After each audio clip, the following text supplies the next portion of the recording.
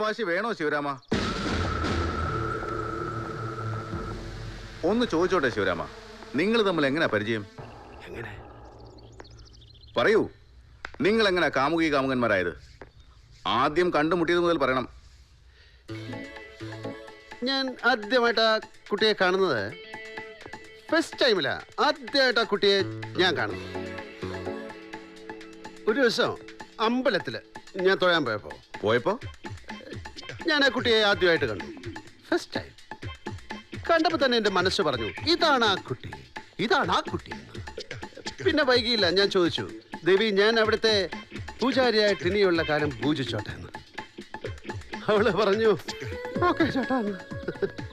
എന്നിട്ടോ ഞങ്ങള് ബീച്ചിൽ പോയി. എന്നിട്ട് കണ്ണും നോക്കി അങ്ങനെ ഇരുന്നു. എന്നിട്ട് ഞങ്ങള് കപ്പലണ്ടി വാങ്ങിച്ചു തന്നു.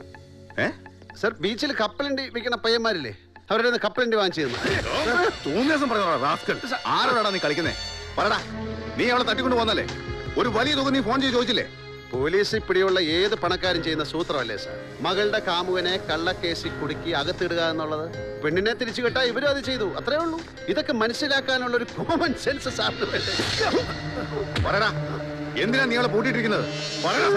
വേണ്ട സാർ, ഇത് ഞാൻ നോക്കിക്കോളാം.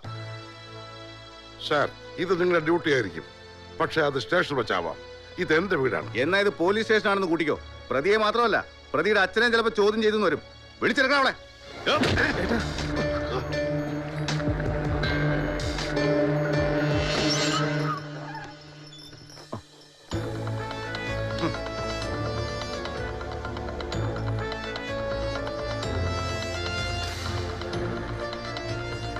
കുട്ടി ആരെയും ഭയപ്പെടണ്ട. ഇവൻ കുട്ടിയെ ഭീഷണിപ്പെടുത്തി കൊണ്ടുവന്നാണെന്ന് ഞങ്ങൾക്കറിയാം. ധൈര്യമായിട്ട് വീട്ടുകാരോടൊപ്പം പൊയ്ക്കോളൂ. ശിവരാമൻ എന്നെ ഭീഷണിപ്പെടുത്തിയിട്ടില്ല. എന്റെ സ്വന്തം ഇഷ്ടപ്രകാരം ഞാൻ അദ്ദേഹത്തോടൊപ്പം വന്ന് താമസിച്ചതാ. അങ്ങനെ നിന്റെ ഇഷ്ടപ്രകാരം തോന്നിയ സ്ഥലത്ത് താമസിക്കാനൊന്നും പറ്റില്ല. നിനക്കിഷ്ടമാണെങ്കിൽ വിവാഹം ഞങ്ങൾ നടത്തി തരും. എന്നിട്ട് ഇവിടെ വന്ന് താമസിച്ചോളൂ. അതെ, വിവാഹം കഴിയാത്ത സ്ഥിതിക്ക് കുട്ടി ഇവരോടൊപ്പം പോകണം. പോയേ പറ്റൂ. ഞങ്ങളുടെ വിവാഹം കഴിഞ്ഞതാ.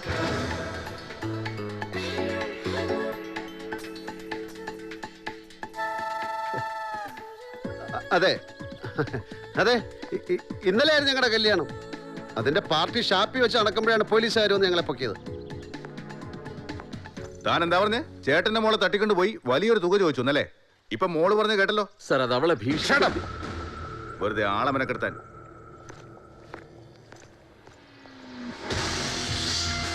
നീ കളിക്കുന്നത് ആരോടാണെന്ന് നിനക്ക് മനസ്സിലായിട്ടില്ല. നീ പ്രതീക്ഷിക്കുന്നതിലും വളരെ വലുതാണ് ഞങ്ങളുടെ ലോകം. നമുക്ക് വിശദമായി ഒന്ന് കൂടാം. അതിനുള്ള ഏർപ്പാട് ഞാൻ ഉണ്ടാക്കുന്നുണ്ട്. ഓക്കെ, നമുക്ക് കൂടാം. എനിക്കങ്ങനെ പ്രത്യേകിച്ച് ബ്രാൻഡൊന്നുമില്ല. വാറ്റാണ് കൂടുതൽ ഇഷ്ടം. കുറച്ച് മുട്ടയും കൂടെ വേണമെങ്കിൽ പുഴുങ്ങി വെച്ചോണം. അതാണ് അതിന്റെ കോമ്പിനേഷൻ.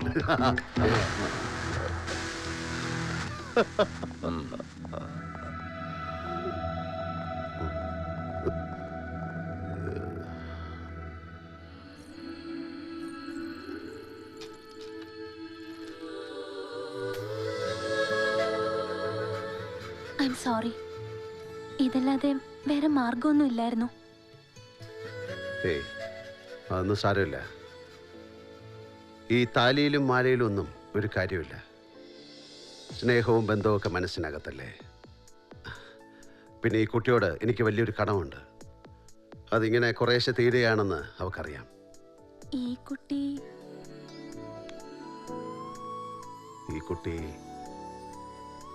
ഈ കുട്ടി എൻ്റെ ആരാണെന്ന് ചോദിച്ചാൽ അവള് പറയുമായിരുന്നു. ഞാനോ? ഞാൻ ശിവരാമന്റെ ഭാര്യയാ. അതിന് നിങ്ങൾക്കെന്താ നഷ്ടം? എനിക്ക് നഷ്ടപ്പെട്ടടി. കാരണം അവൻ എന്റെ മകനാ. കല്യാണം കഴിയുന്നതിന് മുമ്പേ അവന്റെ ഭാര്യയാണെന്ന് പറഞ്ഞില്ലേ? അതെ, ഒരു ചെറ്റക്കുള്ളിൽ ജനിച്ചതിന്റെ തൊട്ടി സ്വഭാവ.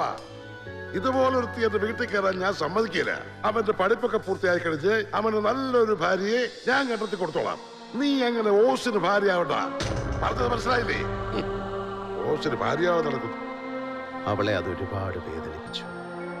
ഞാനുമായുള്ള റിലേഷൻഷിപ്പ് തുടരാൻ പേടിയുണ്ടെന്ന് അവൾ പറഞ്ഞു. പക്ഷെ അവളെ നഷ്ടപ്പെടുത്താൻ എനിക്ക് കഴിയുമായിരുന്നില്ല. സാധാരണ കാമുകന്മാർ ചിന്തിക്കുന്നത് പോലെ ഞങ്ങൾ ഒളിച്ചോടാൻ തീരുമാനിച്ചു. എൻ്റെ പോലീസ് അനിയൻ പോലീസ് ആകുന്നതിന് മുമ്പേ രഹസ്യങ്ങൾ കണ്ടുപിടിക്കാൻ മിടുക്കനായിരുന്നു. പുറപ്പെട്ടു പോകാൻ തീരുമാനിച്ച ആ രാത്രി പുറത്തിറങ്ങാനാവാത്ത വിധം ഞാൻ ആ മുറിയിൽ ബന്ധിക്കപ്പെട്ടു. പക്ഷേ ഇതൊന്നും അറിയാതെ ഞാൻ വരുമെന്ന് പ്രതീക്ഷിച്ച് പറഞ്ഞ സ്ഥലത്ത് അവൾ കാത്തു നിന്നു.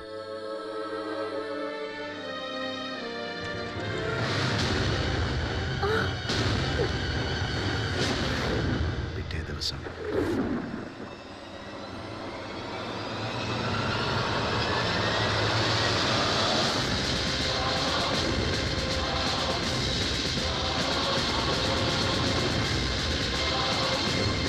ഇപ്പോഴും ആ ഓർമ്മകൾ എൻ്റെ താളം തെറ്റിക്കുന്നു.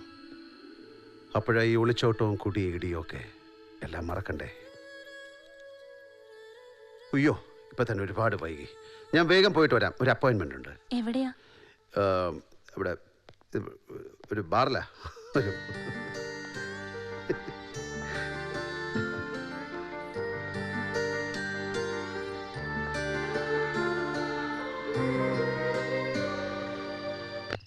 ഇന്നലെ പരിചയപ്പെട്ടതേ ഉള്ളൂ. ഇന്ന് കാലത്ത് അവള് നിന്റെ കാമുകിയായി, ഉച്ചയ്ക്ക് ഭാര്യയായി, വൈകിട്ട് പാരയാവും തീർച്ച. നിർത്തൂല, ഞാൻ ഇനിയും പറയും. എന്താ ഇവിടെ ഇറങ്ങിയത്?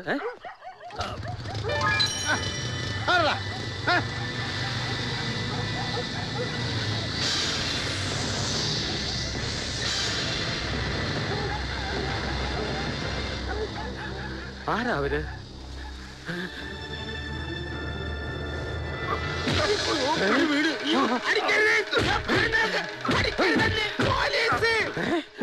ഞാൻ സ്പെഷ്യൽ ഡ്യൂട്ടിയിലാ.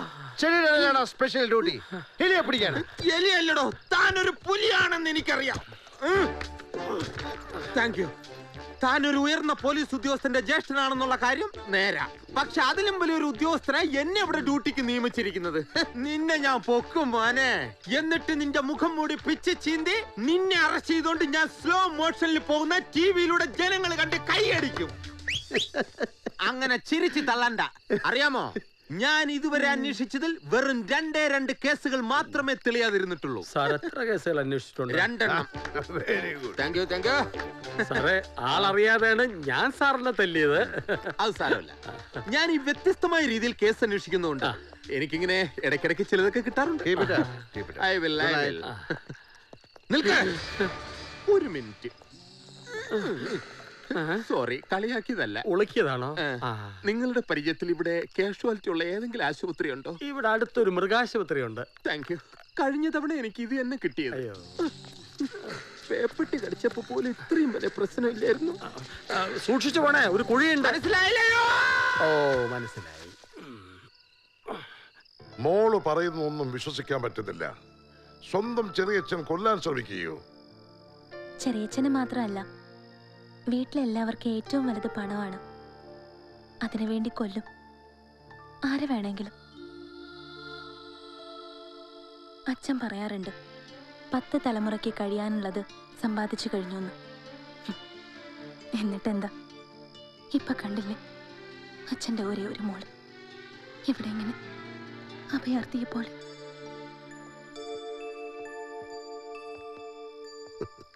എല്ലാം പറഞ്ഞല്ലേ? അത് അച്ഛനമ്മയെ നിർബന്ധിച്ചപ്പോ നടന്നതെല്ലാം ഞാൻ പറഞ്ഞു. നന്നായി. ഇനി നടക്കാൻ പോകുന്ന എന്താണെന്ന് ഞാൻ പറയാം. ഇവറ്റകള് തന്നെ ഒറ്റിക്കൊടുക്കും.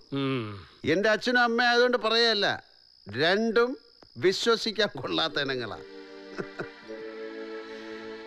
ഇനി ഇവരുടെ പോലീസ് മോൻ തന്നെ പിടിച്ച് വീട്ടിൽ കൊണ്ടാക്കും.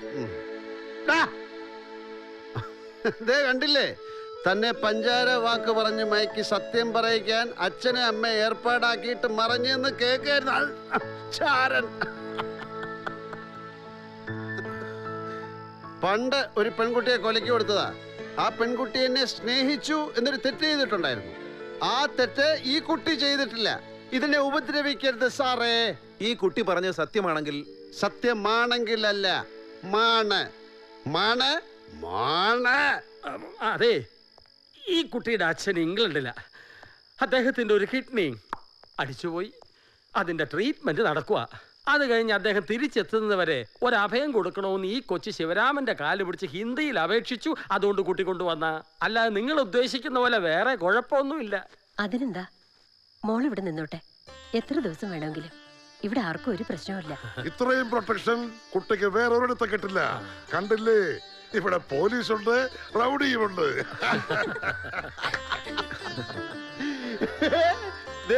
ഇവൻ ചിരിക്കണോ? ചാർലി ചാപ്ലിന്റെ സിനിമ കണ്ടാ പോലും ചിരിക്കാത്തവനാ.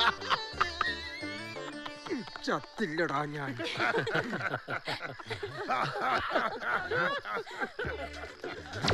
ഒരു കുടുംബത്തിലെ എല്ലാവരും ചേർന്ന് ആ പെൺകുട്ടിയെ ചിരിപ്പിച്ച് പീഡിപ്പിക്കുന്നു.